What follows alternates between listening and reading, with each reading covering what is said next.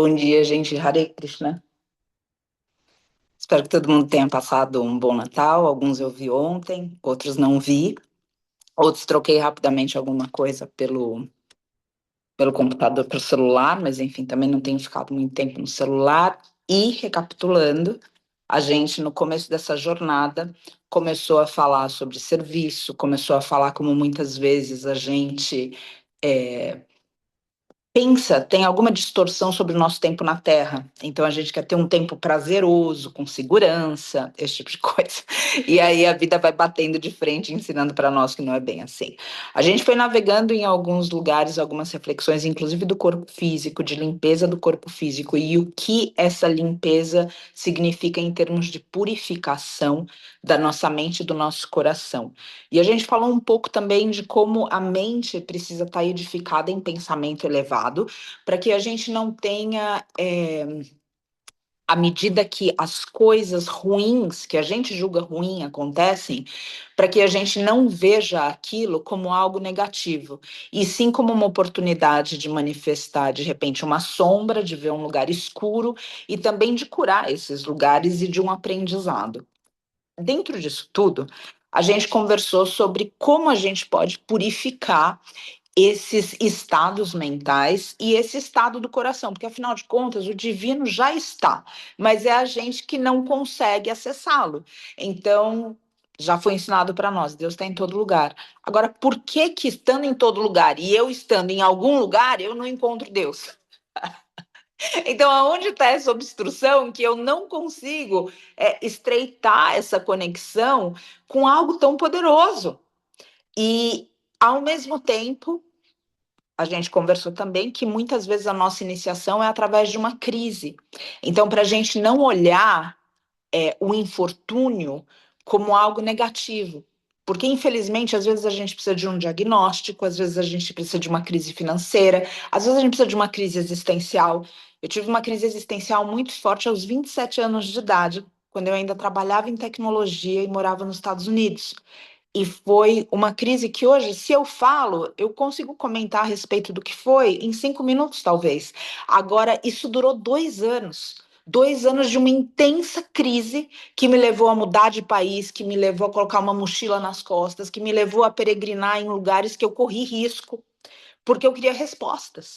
E eu não entendia que essas respostas estavam, na verdade, no calar das perguntas, ou seja, num aceitar a vida como ela se apresenta, no discernimento de mudar o que é possível, com a força insignificante que cada um tem, que cada uma de nós tem. Então, às vezes, o que a gente olha como tudo acontece para o nosso benefício. Ouvi essa frase numa história contada pela professora Lúcia Helena Galvão. Bom dia, querida. Exatamente, isso é um lugar de fé. Quando as coisas acontecem, a gente olha e diz assim, putz, a gente comentou da porta fechada, que a gente quer que a porta esteja aberta, e às vezes a porta está fechada. E daí a gente olha de repente a porta com fé e a gente diz, foi um livramento. Aquela porta não era, bom dia, querida. Aquela porta não era para nós. Agora, quando a gente não tem fé, então tudo está ligado no eu, mim, meu. E o eu, mim, meu é um lugar de egoísmo. Então, o altruísmo também desenvolve uma relação mais estreita com o divino.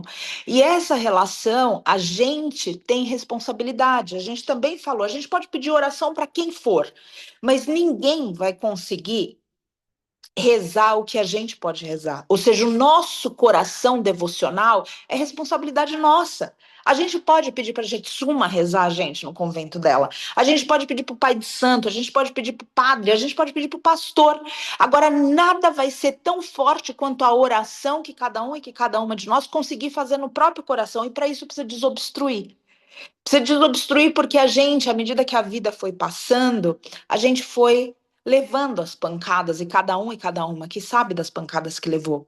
E dentro dessas pancadas, a gente foi interpretando a vida de uma forma que a gente tinha que se defender da vida, não é assim? Em vez de se entregar para a vida. Porque, afinal de contas, se eu não me defender, se eu não me proteger, não me armar de coraças, inclusive no meu corpo, e aí eu começo a somatizar meus órgãos, eu começo a somatizar minhas articulações, o meu medo vai me paralisando, então eu consigo desenvolver também algum tipo de artrose, a minha insegurança, ou seja, a minha coraça, eu preciso me defender defender, eu preciso me proteger. E eu coloco tudo isso, inclusive nos meus tecidos. Ontem na meditação a gente falou da face, esse tecido conjuntivo que vai travando todo e automaticamente, ou seja, vai manifestando um esqueleto que vai o quê? Deformando em função da face e dos músculos, porque a gente precisa lembrar que quem move o esqueleto são os músculos. E aí, dentro da tensão, que a gente pensa que é força, então vem um monte de confusão, a gente não consegue relaxar, porque força é assim, contraia, relaxa, você consegue. Tensão é contrair, não conseguir relaxar. E é assim que a gente vive. Se você não está entendendo isso, pergunta para o seu pescoço. Talvez ele consiga te explicar de um jeito melhor do que eu. Porque a gente tensionou tanta coisa que a gente fala, não tô entendendo o que a Patrícia tá falando. Daí teu pescoço vai ensinar para você, ou seja, dá tensão, que você fala assim, relaxa o pescoço. E nada, a gente vai andando como se os ombros estivessem pendurados nas orelhas. Cada uma sabe do que carrega de tensão no corpo. E talvez os lugares sejam outros, mas eu tenho certeza que isso está para cada um e para cada uma aqui. Aí a gente começou a falar das ferramentas, que é onde a gente está hoje. Eu pedi para que qualquer voto, qualquer compromisso, qualquer resolução fosse feito para terminar dia 5. Então, de repente, você escolheu 3 dias, como a Cá que está aqui, e eu vou pedir para a Cá, se ela tiver que eu sei que ela tá com o Mateuzinho ali, então às vezes fica concorrente. Quem tá em algum jejum restrito, eu gostaria que me mandasse só para eu acompanhar. Eu sei que a Camila fez de 3 dias só de água. Então, quem restringiu realmente o alimento, ou seja, só para a gente ter um grupo de apoio e eu checar em vocês também durante o dia. Se a Cá puder mandar para mim quando fecha os 3 dias, que eu fiquei em dúvida se é amanhã ou depois. Então, a gente falou de jejum de celular, tô olhando para a Loma aqui. Só me escrever, Cá, por favor. E quem tiver em jejum restrito também. A Luma falou de jejum do celular, que é muito importante, porque esse tempo de tela está mexendo com a gente. E não só isso, está mexendo com a nossa dopamina. Porque não é que a gente está estudando no computador. Se fosse isso, ainda estava bonito. A gente muitas vezes está passando assim. Então, esse jejum de celular que a Luma trouxe, especialmente, ela manifestou também. Te peço permissão para usar de inspiração aqui, exemplo para nós, querida. Esse criador de conteúdo, porque a gente, de alguma forma, hoje tem uma manifestação social que a gente compartilha na internet.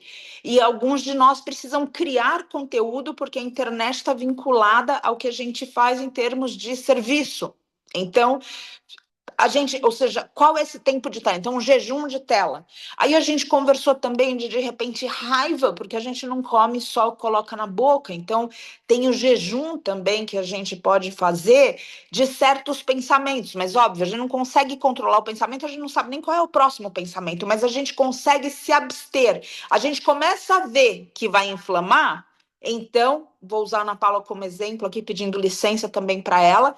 Grata, querida, da gente olhar e falar assim, nossa, isso aqui tá ficando demais. Então eu preciso encontrar uma forma de ter um domínio sobre isso para conseguir. Então, quando começa lá na crise, gente, é muito difícil. Quando a gente estoura na catarse, é difícil a gente conseguir ter algum domínio. Mas a gente precisa e pode ter a consciência, a Ana Paula manifestou isso ontem, de quando começou a inflamar. Aí você já nota e fala que eu preciso fazer alguma coisa. E de repente vai ser o silêncio, de repente você vai sair, de repente você vai ter alguma forma de terapia alternativa do lado, para que você tenha um caminho. Então, tem vários jejuns que a gente comentou e eu só pedi para que eles terminassem até o dia 5, porque dia 6 a gente faz o encerramento e eu não gostaria de ter alguém com processo aberto. Esse período vai levar a gente a uma forma de confronto e enfrentamento com os lugares que a gente tem que precisam ser trabalhados. E aí a gente pode começar a falar de resolução de novo ano, mas com uma purificação da mente. Por quê? Imagina que eu estou cansada. O que eu vou pensar como resolução? Descanso. Agora, vocês concordam que eu não preciso ter uma resolução de descanso? Eu posso, dentro desse período, eu posso ter um jejum de atividades frenéticas. Ontem eu coloquei nos meus stories alguma coisa sobre o descanso. Porque a sociedade que a gente vive, ela é pautada no que a gente faz. Então, quanto mais a gente faz e quanto mais a gente eventualmente se estressa no que faz, é como se fosse um sinônimo de sucesso. E a gente não consegue perceber que sem presença a gente está fazendo algo sem alma. E aí a gente consegue entender como que esse cansaço, que na nossa sociedade tem um outro nome, que é um diagnóstico, que vira burnout, Começa a influenciar a gente de tal forma que a gente não tem clareza, a gente não consegue mais relaxar, a gente tem dificuldade para dormir. Gente, vocês imaginam que a gente está indo em um profissional, e bens a Deus, ou seja, dou a glória que tem um profissional para isso. A gente está indo num profissional para falar para a gente o que comer. Que a gente não tem mais a relação com o nosso corpo. A gente vai num médico para falar que a gente não consegue fazer cocô, a gente não consegue mais identificar no nosso estilo de vida. Vocês entendem quando as pessoas falam a gente não usa nem 10%? Ou seja, a gente não está dentro do nosso corpo, então como é que a gente está fazendo tudo freneticamente, a ponto da gente não ter contato, porque não tem presença? Então, essa presença é o que invoca o divino. O só fazer, só a gente colocar a vela no altar, não vai desenvolver na gente devoção. Mas a presença enquanto a gente reza, a presença enquanto a gente acende a vela, a presença enquanto a gente vive, vai dar respostas para a gente. E as respostas, desde as fezes saudáveis, até de fato viver em cima de um propósito. Então, aqui a Camila comentou, pois isso não estava muito acumulado por conta do Natal, onde mal tinha dormido e não soube lidar com mal. Maravilha. Vou até segunda. Perfeito. Perfeito. Aí eu vou. A gente troca naquele grupo do Portal Aberto, só queria acompanhar se você estava, só para se você precisasse de alguma coisa. Isso também que a Ká colocou, maravilha, grata também por colocar aqui, esse lugar de quebrar. Às vezes a gente fala assim, nossa, agora de novo aconteceu, que coisa. Gente, não é tentar uma coisa 3 vezes. Falar assim, não, eu já tentei ser vegano, sabe? Eu tentei 4 vezes ser vegano. Então, não. Ser vegano vai salvar o planeta, vai salvar os outros seres, vai salvar a sua saúde. Então, pelo amor da deusa, tenta quantas vezes forem necessárias. A meditação, olha, a meditação eu tentei já, acho que foram 7 vezes. Aí eu não consegui meditar, sabe? Minha mente não para. Gente, tenta 1007 vezes. Entendem isso? Agora não, o vício que a gente tenta todo dia, né? Aí a gente tenta todo dia, para ter certeza que a gente está no vício mesmo. Agora, o que é bom, não. A gente Suma, que eu sempre cito aqui, ela fala, em termos disso, de quebrar, né? Ela diz assim: a gente vai em uma academia e a gente sabe que se a gente quer músculo, não vai adiantar simplesmente a gente ir lá e fazer 3 vezes em um mês. A gente sabe. A gente tem a relação clara. A gente tem a relação clara, já escutei. A gente tem a relação clara de que a gente precisa estabelecer uma disciplina e que se a gente, daí teve feriado, eu não fui, daí tava o trânsito, daí sei lá o que aconteceu, fiquei mais tarde no trabalho. Você não desiste, você quer. Agora, por que que na meditação, por que que nas coisas que te fazem bem, que nos fazem bem, a gente tem um número para tentar e depois a gente cai fora? Então, a quebrou, por qualquer razão que seja, acolhe. Acolhe e começa de novo. Mas quantas vezes eu vou fazer isso? Quantas vezes forem necessárias? Para a gente melhorar o mundo, para a gente fazer alguma coisa boa, não importa quantas vezes a gente já tentou, a gente vai sempre tentar de novo. Não, Patrícia, mas eu já caí fazendo isso. Maravilha! Você imagina cair no mundo porque você está fazendo nada e você entrou numa depressão porque não sabe o que, que é a frente, o que, que é atrás, por que, que veio, por que, que vai. Imagina isso. Então, de algum jeito, então, não se compromete em não cair. Se compromete em levantar. E trata isso com naturalidade, porque a gente também viu isso. A questão do drama, ou seja, à medida que a gente vai se espiritualizando, o drama vai sendo identificado com mais clareza. E daí, quando a gente identifica o drama, a gente fala, tá, menos. Não é assim que a gente fala com criança? Daí a gente vai e educa a criança? A gente não fica lá criança e dando e fazendo o drama da criança. A gente fala alto lá. E tem uma criança espiritual na gente que a gente precisa olhar e falar: isso tá muito drama. E isso daqui tá pautado num drama que geralmente é eu, mim, meu. Não, Patrícia, eu tô pautando o meu drama na libertação do mestre animal. Mas daí a gente começa a falar como é difícil, como a gente odeia, como a gente. Então virou eu, mim, meu. Só que pautado em algo que parece o outro. Porque, de fato, alguma coisa acendeu dentro dos abismos particulares de cada um e de cada uma. Faz sentido? Então, esses votos, esse propósito que a gente está fazendo, e aqui tem restrição de sal, aqui tem restrição de vários assuntos também, ou seja, não participar de fofoca, por exemplo, a gente comentou, não reclamar, tomar banho frio. Tem muitas formas que a gente vai tocar isso tudo, tentando e almejando e aspirando o quê? Um lugar onde a gente estreite a relação com o divino através de um esforço pessoal que é chamado tapas, de um esforço pessoal que o cristianismo chama, por exemplo, de penitência. Isso está em todas as frentes religiosas, ou seja, a gente cultivar um lugar de esforço pessoal, e esse esforço pessoal é alguma coisa para a gente se sentir mal? Não, é alguma coisa que no desconforto a gente termina vendo a mente da gente também. E aí, nesse processo todo, tem uma reflexão budista que eu preciso trazer para vocês. A gente, então, estreita a relação com o divino. A gente aqui, que eu tenho certeza que boa parte de quem está aqui é vegano já, ou já tem uma simpatia pelo veganismo. Aí no processo todo, você ainda vai me colocar um jejum de tela. Aí no processo todo, você vai me colocar um jejum de banho quente. Aí no processo. Aí as pessoas vão olhar em volta de você e falar assim, gente, mas será que é cada vez mais louca, mais louco? Será que não pode ser menos louco, menos louca? E vai ter esse julgamento também, né? Porque afinal de contas já é um grupo que a gente, tenho certeza, é considerado de alguma maneira estranho, estranha na vida. Então eu vou colocar aqui uma reflexão de um mestre budista. A vida espiritual não é para dar conforto para você. Conforto você vai buscar em terapia. A vida espiritual vai te tirar do conforto. Ponto. Ponto. A vida espiritual vai causar desconforto em quem está em volta de você.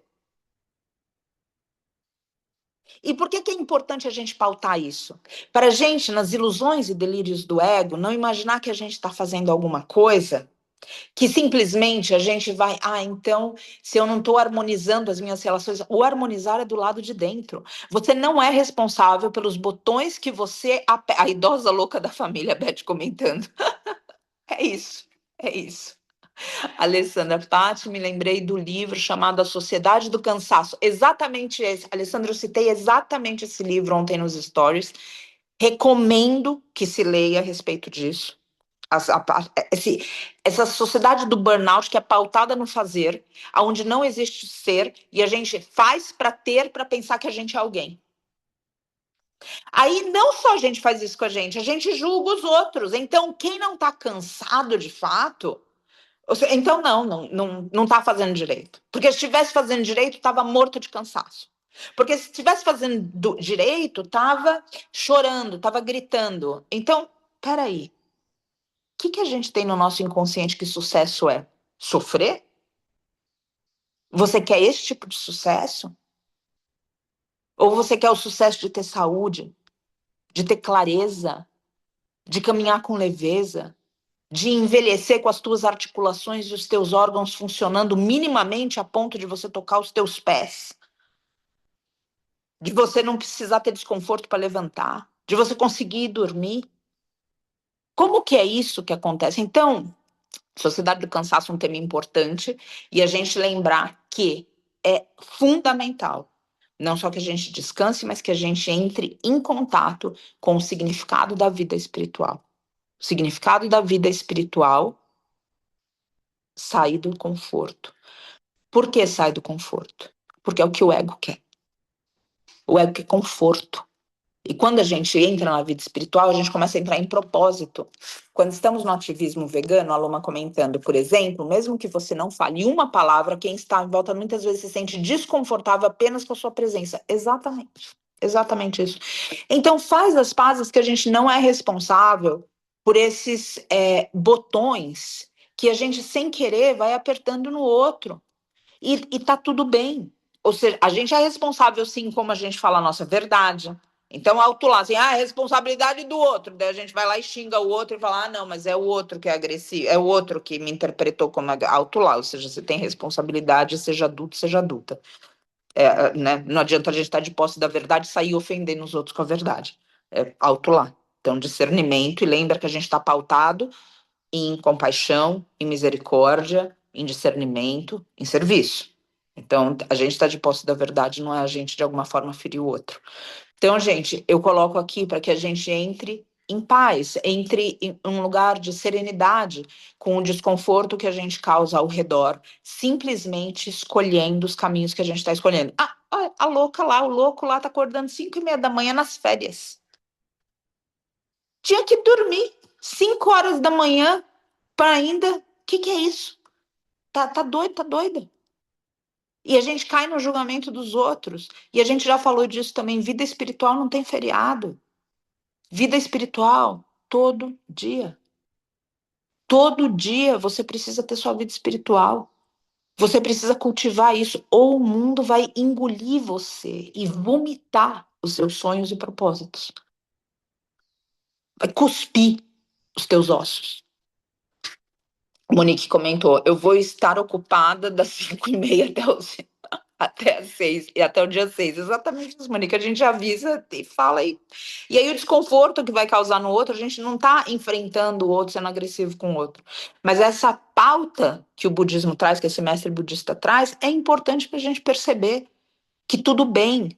Ou seja, se a gente está fazendo um caminho de paz, de bondade, de amorosidade, vigiando os pensamentos, vigiando as ações, vigiando as palavras, e o outro ainda assim se sente desconfortável, a gente não pode olhar para esse outro e ser responsável por como ele está se sentindo, desde que a gente venha desse lugar. Então, por favor, faz um carinho no seu coração, num lugar muito profundo mesmo, de que tá tudo bem. E aí, tudo bem o desconforto. Olha só, a Catarina comentando, meu jejum é do café e das telas. Muito agradecida. Então, gente, se a gente já tem isso claro, quando o mundo julga a gente é capaz de acolher. Sem consciência, o que a gente faz? A gente é reativo. A gente não precisa responder para cada julgamento.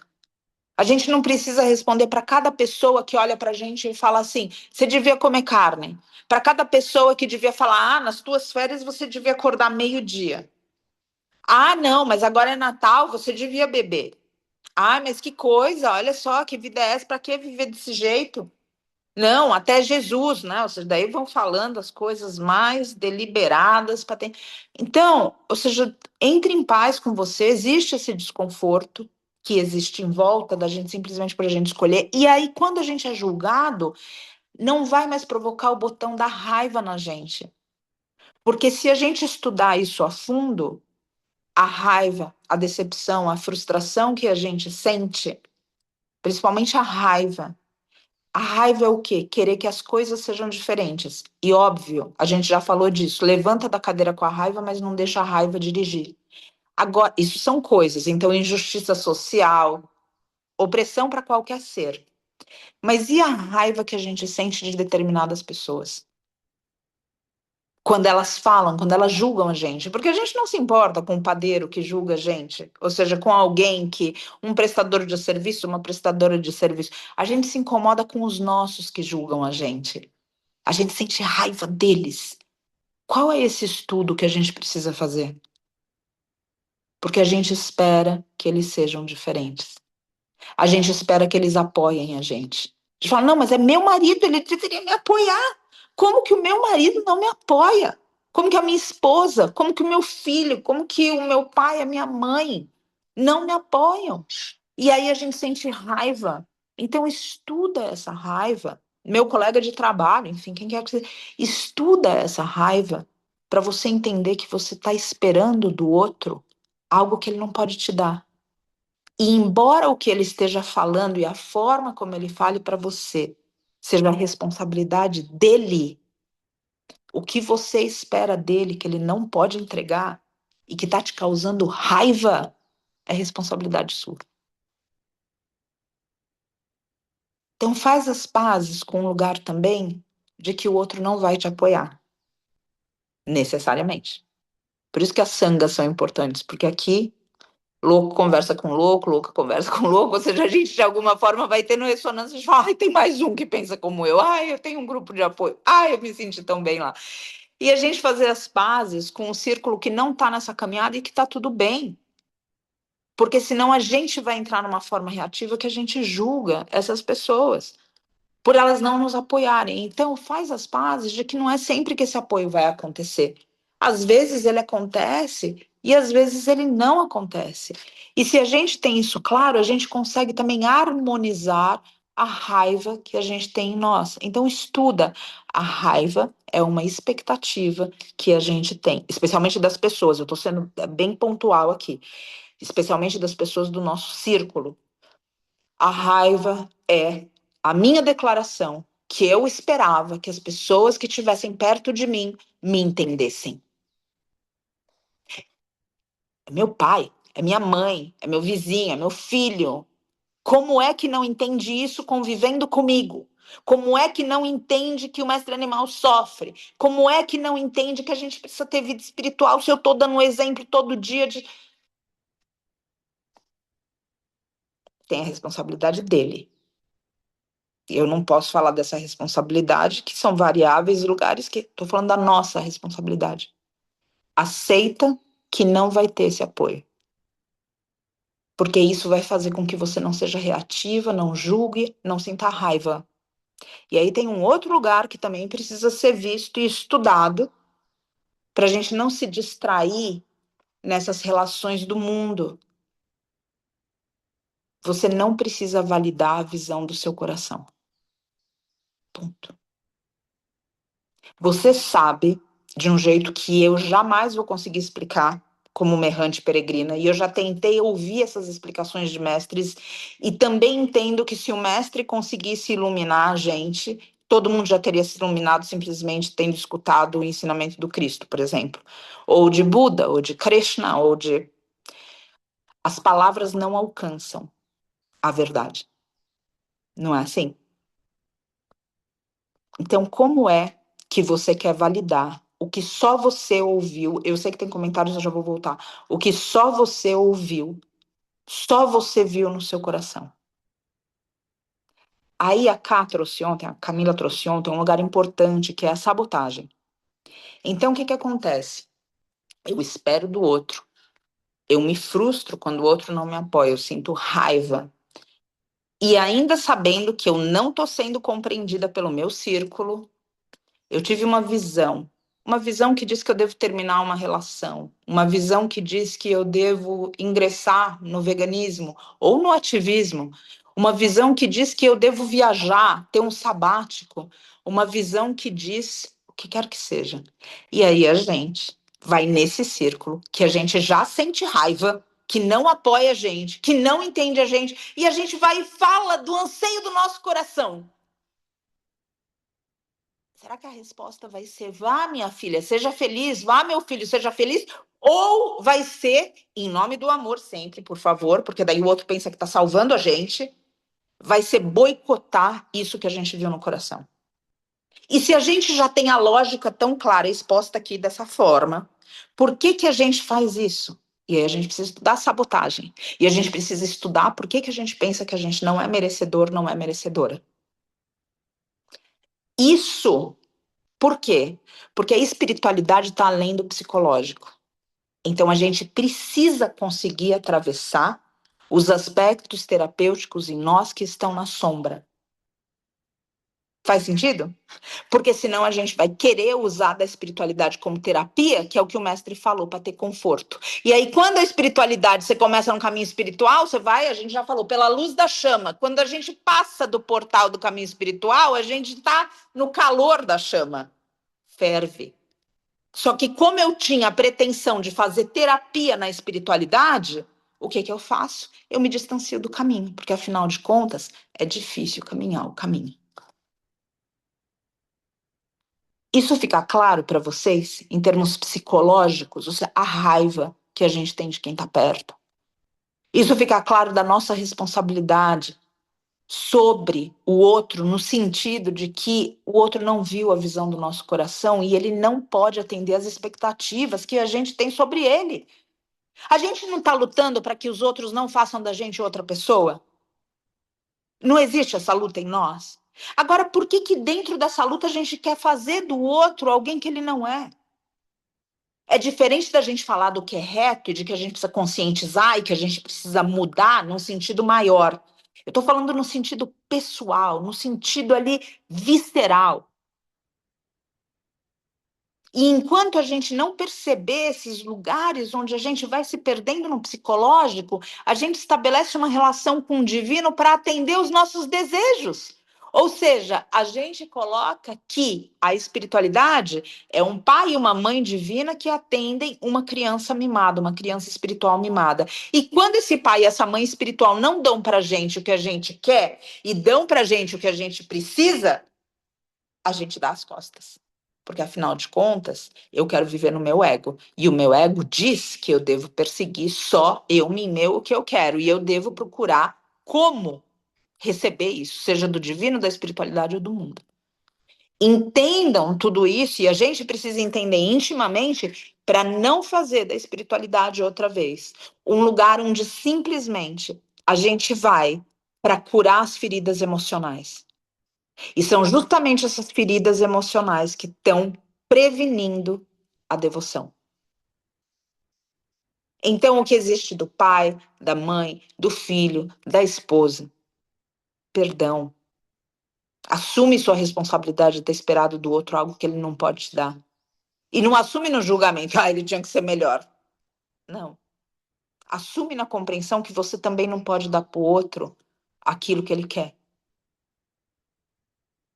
Assume na responsabilidade de que a gente está em constante processo de evolução. E a evolução não acontece a gente gritando embaixo de um pé de manga para manga verde para ela amadurecer. Não é assim? Não tem tempo. Patrícia, mas não tem tempo que o mundo está acabando. Eu concordo. Eu concordo com vocês, mas o despertar é vertical, não é linear. Então, quando ele acontece, ele muda. Ele muda em formas de regeneração que a gente ainda não alcança no pensamento. Mas a gente precisa entender a nossa responsabilidade, a gente precisa entender por que que os canais da espiritualidade foram pausados, interrompidos em nós, na nossa vida, através de nós. Eu vou ler rapidamente aqui os comentários, eu só não queria perder esse fluxo. Por conta do veganismo, a Rosana comentando, já ouvi a defesa de que Jesus comia peixe ou algo assim. Fiquei bem chateada pelo uso do nome de Jesus. Exato. E lembra sempre que as pessoas, muitas vezes, elas não estão falando para você, mas elas estão justificando para você porque elas são do jeito que elas são. Eu me sinto exatamente assim, sem apoio no meu entorno familiar, a Ana Paula comentando. Monique, já me senti uma fraude sendo vegana como marido não vegano. Olha o nível. Pois é, Monique, eu tô com a minha mãe aqui e minha mãe não é vegana. Então, ou seja, eu entendo, eu me solidarizo. A gente não tem uma varinha veganizadora, então isso é uma coisa também, né? A pessoa olha e fala assim: nossa, o seu pai e sua mãe não são veganos. Nossa, o seu filho, a minha irmã mora no Catar, ela manda foto para mim do filho dela montado num mestre camelo. E eu falo, por favor, não, né? Vamos tentar fazer as coisas no outro lugar. Então, família, círculo próximo, não é brinquedo, não. Escolhi o banho frio, a Mônica comentando. Ontem fiz jejum de palavras e estou tentando jejum de telas também. Gostaria de ser vegana. Já tentei nos últimos 3 anos e esse ano levei uma bronca do médico. Ele disse que eu deveria comer carne pelo menos uma vez por semana. Acho que por tentar o veganismo sem nenhum suplemento, comecei a ter alguns problemas. Queda de cabelo, dores articulares aguda, ferritina baixa, memória fraca. Então voltei a comer carne uma vez por semana. Sinto que era para seguir no veganismo. Preciso estudar mais e aprender a suplementar. Mônica, se você estiver no grupo do Portal Falante, se eu não me engano, eu vou colocar o grupo no final desse encontro. A gente, no nosso grupo, tem muitos profissionais e pessoas que, embora não sejam médicas ou nutricionistas, estão há muito tempo estabelecidas no veganismo e que podem, a Loma comentando, olha, chama que eu te ajudo, que podem ajudar nessa sua transição. Porque quando a gente escuta isso de um médico, é porque o médico não é vegano.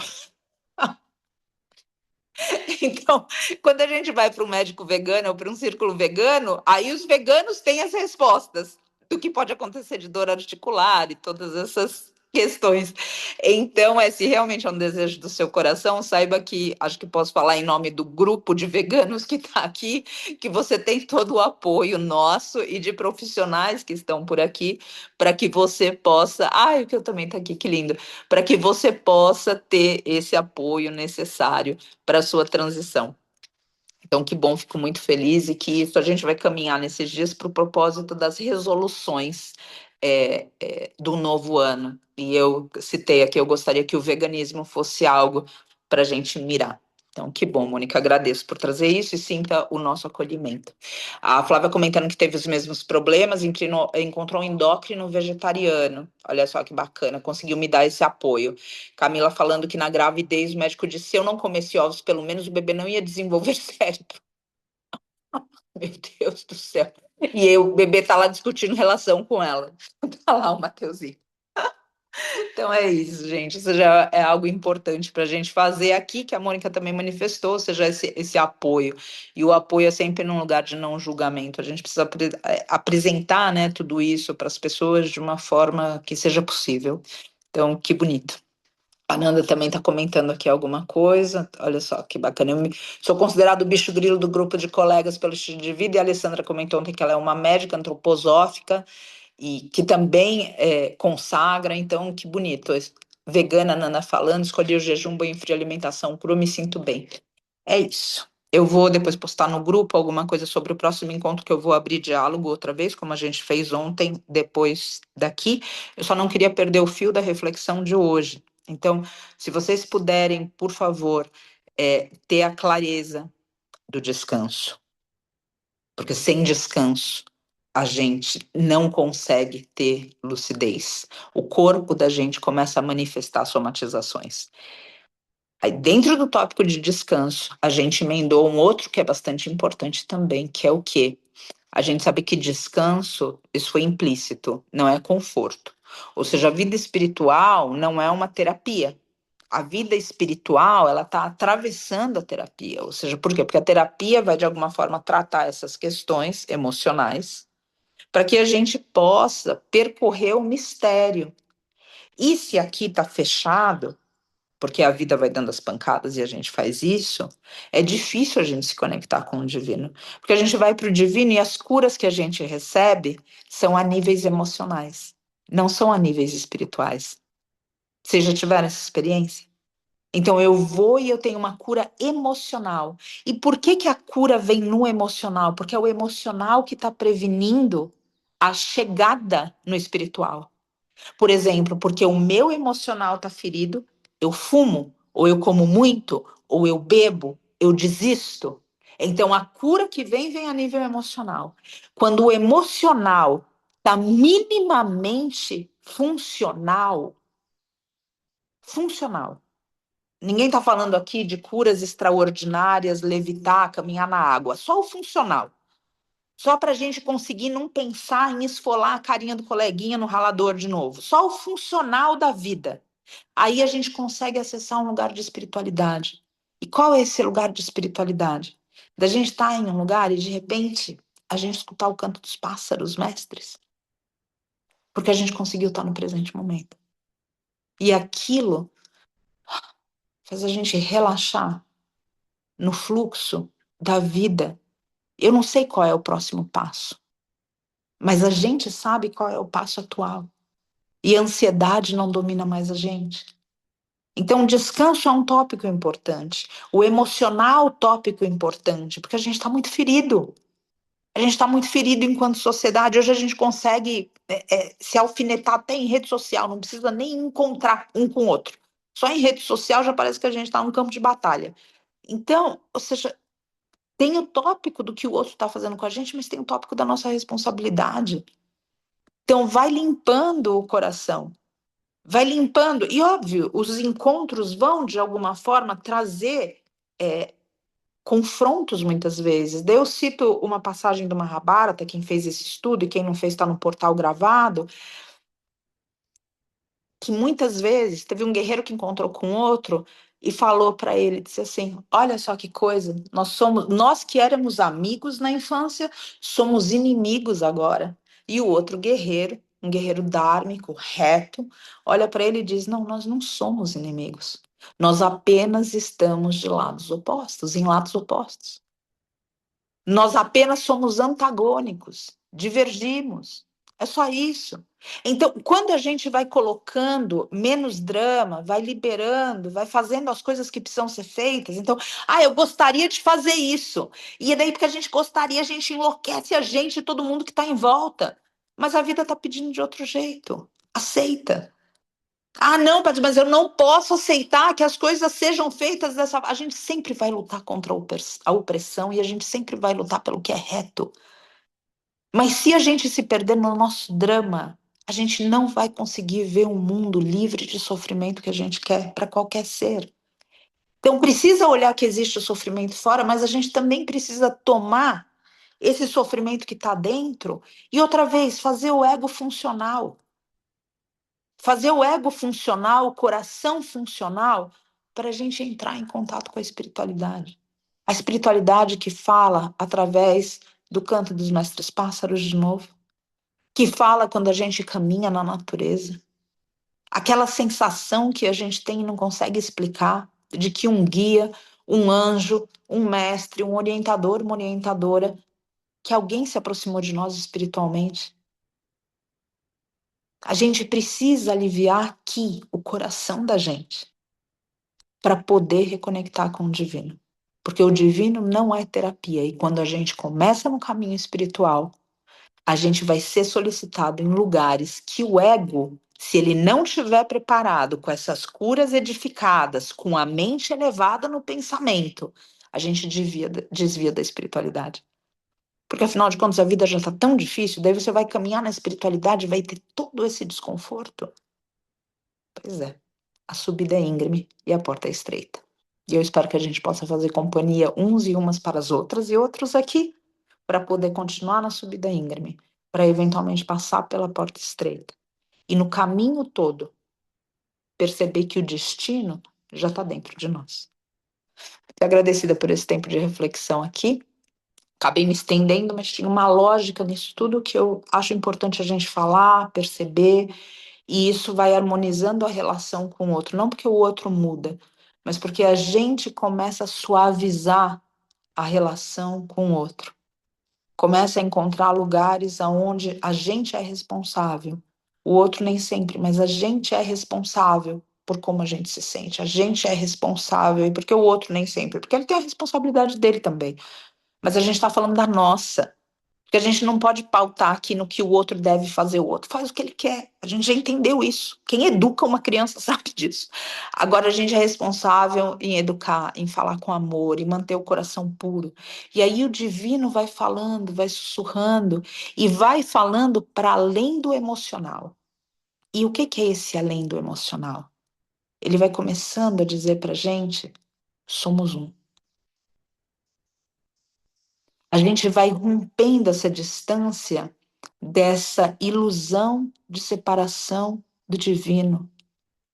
Só que para essa sensação acontecer, o coração precisa estar curado de muitas coisas. Então percebam isso.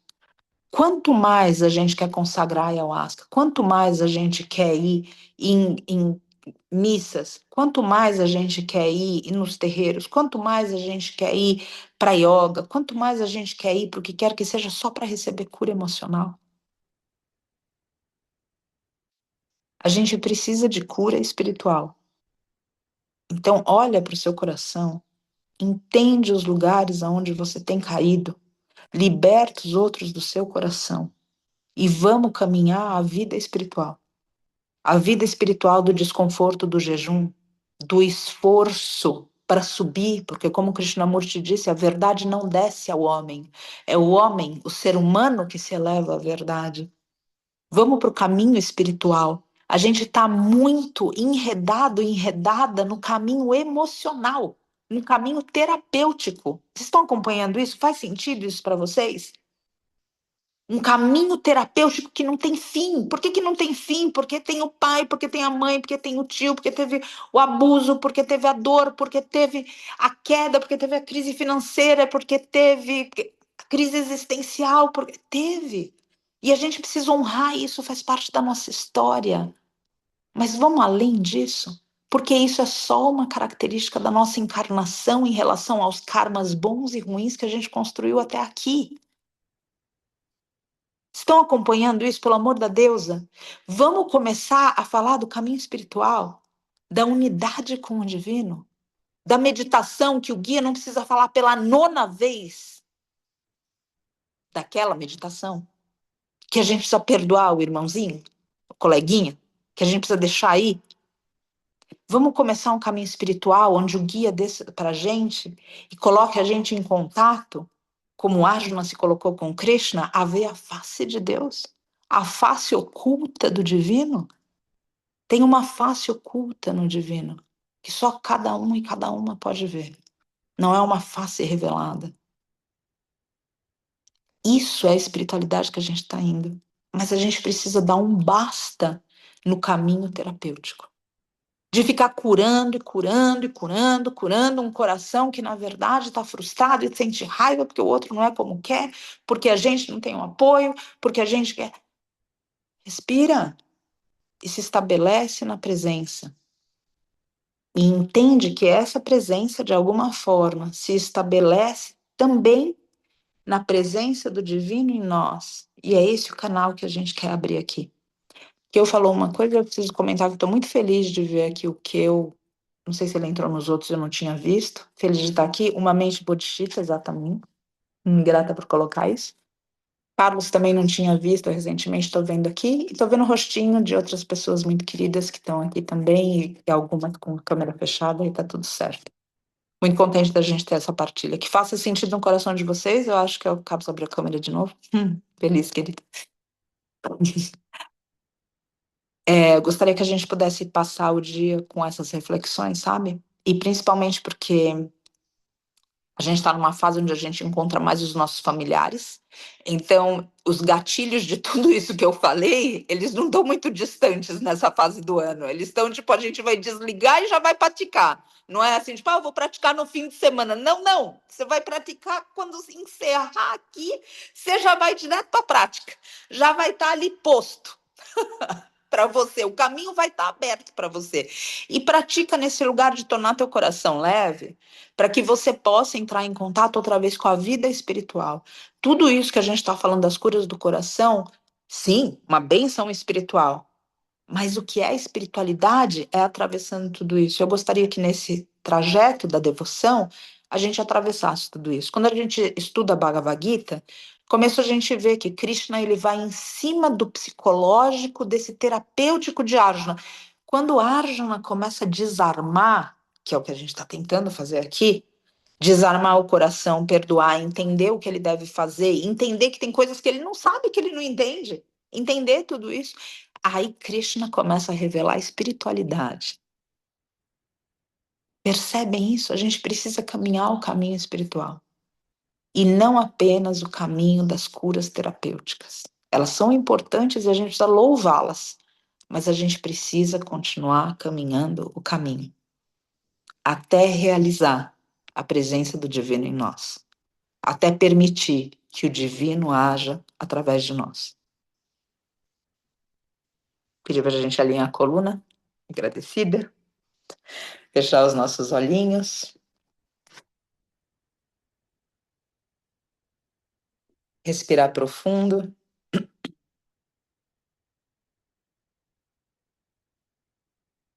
identificar qualquer tipo de desconforto no corpo, para manter a coluna ereta, para respirar, para estar de olho fechado.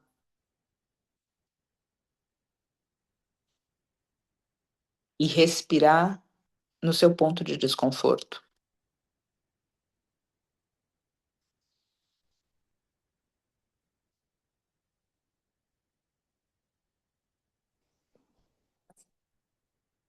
Respira levando não o oxigênio, mas o prana da sua respiração para aquele desconforto.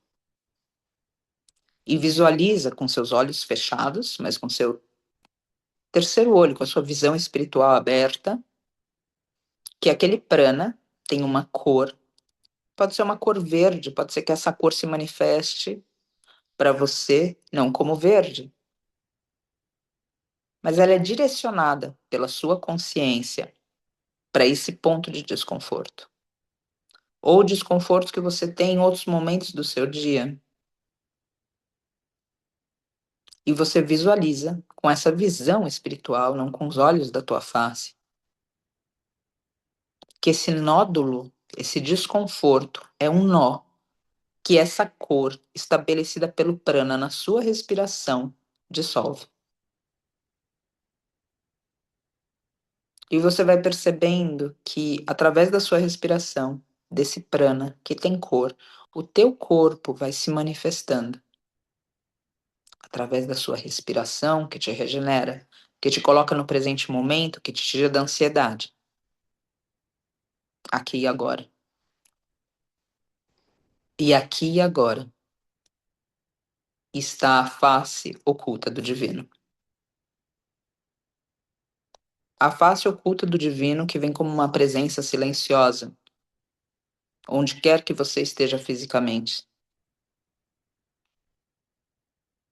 Uma presença silenciosa que te dá segurança, que pode te emocionar, que pode simplesmente te fazer tranquilo, tranquila.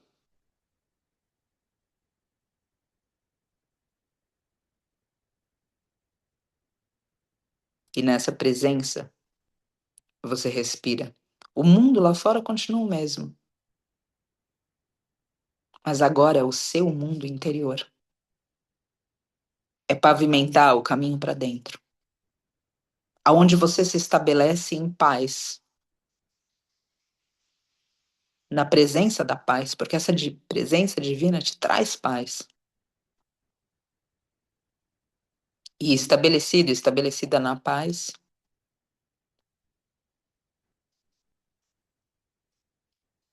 você é capaz de não mais buscar paz no mundo, mas entregar paz através da presença divina em você da paz ao mundo. E na presença que aqui e agora você sente, à medida que os nós são desatados, na presença divina do amor, o amor incondicional. Porque o Buda, os Bodhisattvas, os seres espirituais não veem o ego, e sim a natureza divina em cada um e cada uma de nós. E por isso não julgam, porque sabe que todo o demais é transitório. Mas a natureza divina é eterna. E em um momento transcende. Nessa presença divina, agora aqui, desatando nós, o amor incondicional. Exatamente do jeito que você é merecedor, merecedora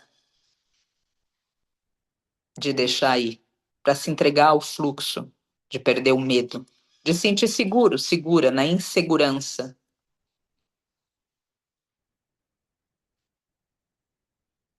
E à medida que a presença divina estabelece o amor incondicional em você, o julgamento dos demais ao seu redor é retirado como um nó do seu coração. E o amor incondicional pode ser estabelecido através da sua presença aos demais. É o amor que educa, é o amor que cura, é o amor que aponta o caminho. O amor acolhe. Nessa presença divina que estabelece a paz, o amor incondicional. Nessa presença divina que desata os nós.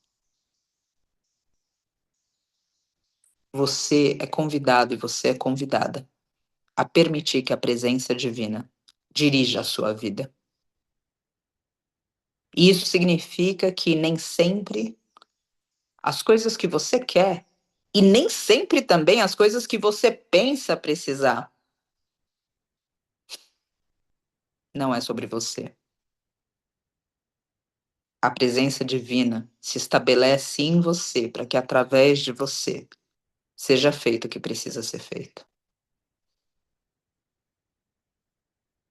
Foi dito, já não sou eu que vivo, é Deus que vive em mim. Entende a vida espiritual, dissolve os nós do que é o caminho terapêutico, para que através de devoção, Deus, a deusa, o divino, Shiva, Shakti, Buda, Krishna, os seres divinos se estabeleçam em você. E você se dissolva na presença do divino, mantendo apenas o ego funcional, que é o braço, a mão, a ação do divino, aqui e agora.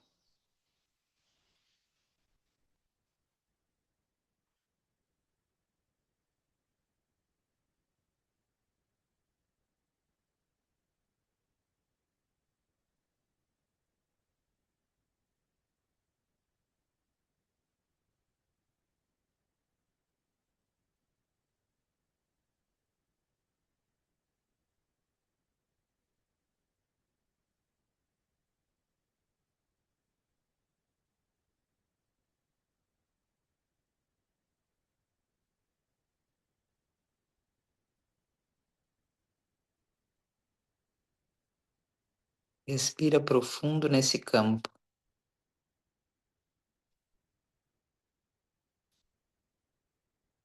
Sente esse campo agindo em você e através de você.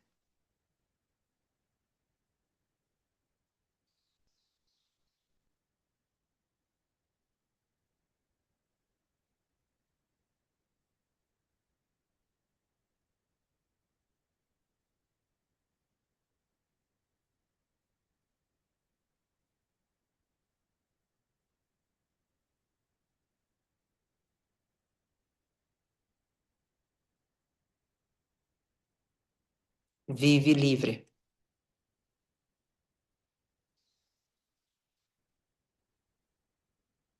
E liberta quem conseguir, através da presença divina em você. Liberta não fazendo. Liberta sendo. Sendo não você. O caminho para ser você é terapêutico. Liberta sendo o divino através de você. Essa é a espiritualidade. Esse é o caminho espiritual. E essa é a dificuldade do caminho. Se entregar, se deixar ir, confiar, relaxar, descansar, canalizar, intuir, ser.